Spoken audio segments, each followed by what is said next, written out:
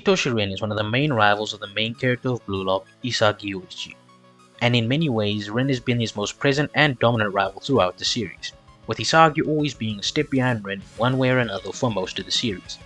Touted as the strongest striker in Blue Lock by the world at large, Rin naturally is one of the best players in the Blue Lock program. Despite this, however, there are a lot of problems when it comes to Rin, as both his character progression and narrative role have taken a significant hit going into the U20 World Cup. Starting with his narrative role, Rin has always been written as his wall to overcome, and although writing Rin this way has had its merits, it also has had a few negative effects as well. Going into the NEL, Rin still being considered the best in Blue Lock with only Shido being in contention for the title in terms of raw ability makes perfect sense. Although Isagi showed a lot of growth and did win the U20 game for Blue Lock, it was still clear that as an individual player, Rin and Shido were both clear of Isagi. Throughout the NEL as well, the bidding system treated Isagi's rivals perfectly. Whenever they were needed to be presented as a narrative obstacle to overcome, they were. And going into the PXG game, the stage was set with the highest stakes. This match had a lot on the line for both parties, as whichever team won would decide the winner of the Neo Egoist League, and for Isagi, this would decide the best player in Blue Lock. To quote Isagi, "This is the highest stage with the strongest rivals. It's time to be number one." However, this all gets completely thrown for a loop when at the end of the NEL, Isagi doesn't win, or at least not completely like he hoped. Isagi won the NEL and surpassed Kaiser, yes, but he didn't become the best in Blue Lock. He tied with Rin. Now, being tied for number one isn't bad at all, but the problem is narratively, there is absolutely zero reason for Rin to be number one. Going forward, Rin isn't treated as number one in Blue Lock narratively at all. Isagi is. Isagi is considered Blue Lock's shining savior, and by both the Nigerian and French teams, he is considered the biggest threat. Rin is just kinda there. The only reason we even remember that he is number one is because Kaneshiro inserts a line every now and then calling Isagi and Rin the double aces or dual number ones or something, but narratively, Rin being number one serves no purpose. This decision at the end of the NEL also causes another retroactive issue when looking back at the series, which is that Rin now comes across as a complete Mary Sue. The Uno of Blue Lock, if you will. The reason I say this is because Rin is never allowed to ever lose, and prior to the end of the France game, Rin never walked away from a game without earning somewhat of a win in that game.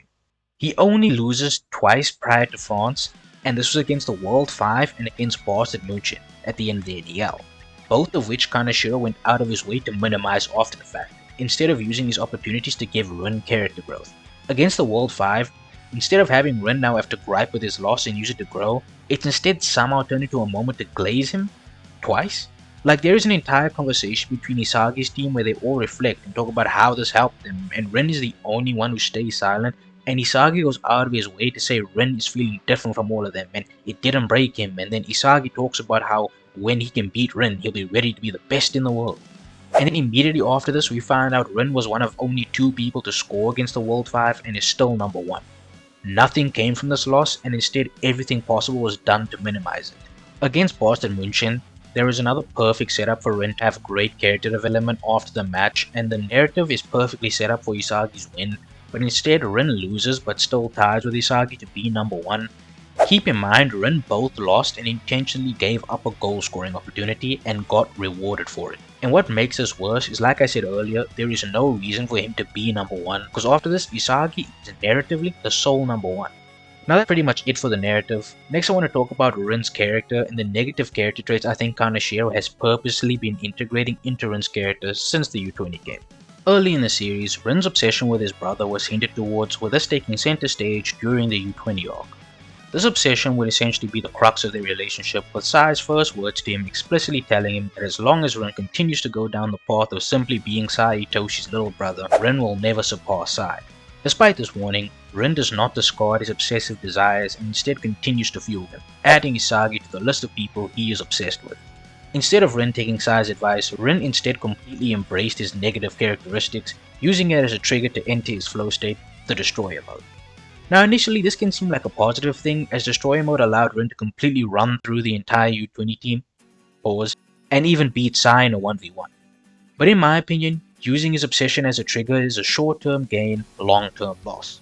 Since the door to Rin's peak performance is locked behind the condition of having either Isagi or Sai on the field, it means that Rin has effectively nerfed himself in every game that he plays without those two, which echoes Sai's words perfectly, because by himself Rin has no reason to get stronger. With people like Isagi, Shido, Baro, and Bachira, they simply want to be the best regardless of who stands in the way. The people they meet on the way there are irrelevant because the mission remains the same. With Rin, he has explicitly stated before PXG vs Boston München kicked off that being number 1 means nothing to him. All he cares about is crushing Isagi. Let me ask you guys something. Doesn't that remind you of a certain someone? Rin is literally pre-Manshine game Nagi all over again. The difference is that Rin's goal is harder, so he hasn't withered away yet. Nagi even explicitly asked Rin about what he's gonna do after he beats both Isagi and Sai, and Rin verbatim said he doesn't know. In this moment, these two are the exact same. The difference is Nagi already completed what he considered to be his goal, Rin hasn't yet. I don't think this is a coincidence, and I think this is an intentional parallel, especially given how Rin's obsession is treated going forward. During the PXG game, Rin's obsession with Sai causes him to forego a goal scoring opportunity in exchange for a harder shot. And you can try and justify this all you want, it doesn't change the fact that what he did here could have ended his career according to Loki. If this wasn't the NEL, which is explicitly for training purposes, Rin would have lost everything in this moment, and his dreams of crushing Isagi and Sai would have gone up in smoke. He cannot be making plays like this going forward, but as all of us know, this doesn't stop him. During his training, Ego explicitly tells him to reflect on his ego and to make it not purely rely on destruction anymore, and the monk he's training with is trying to get him to stop thinking about Sai and Isagi, and Rin explicitly doesn't listen.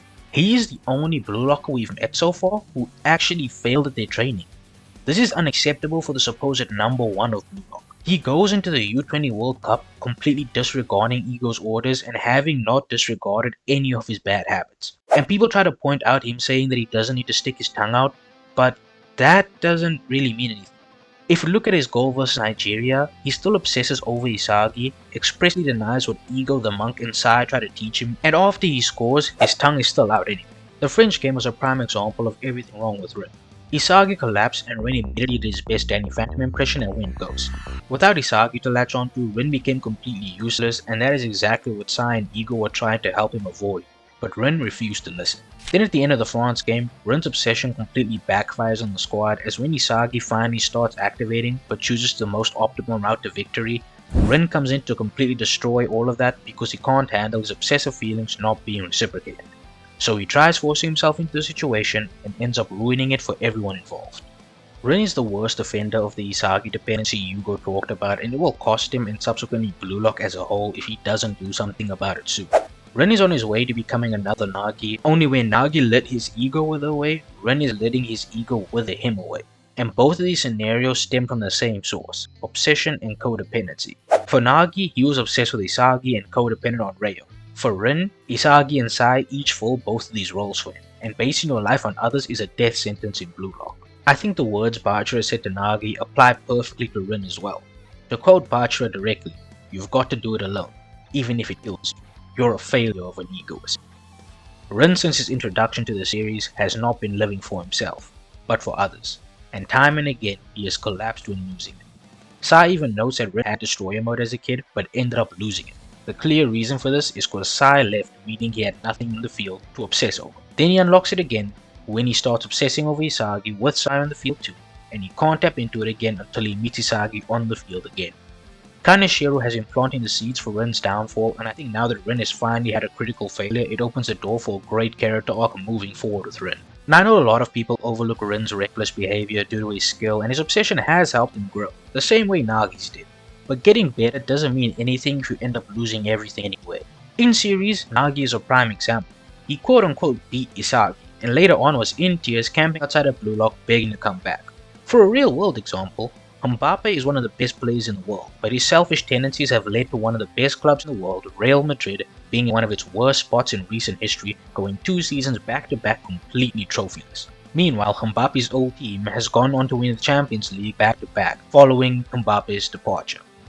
This shows that no matter how good you are by yourself, you aren't alone on that field, and on the world stage you simply cannot do it alone, even if you are the best in the world, and in Rin's current state, he is doomed for failure.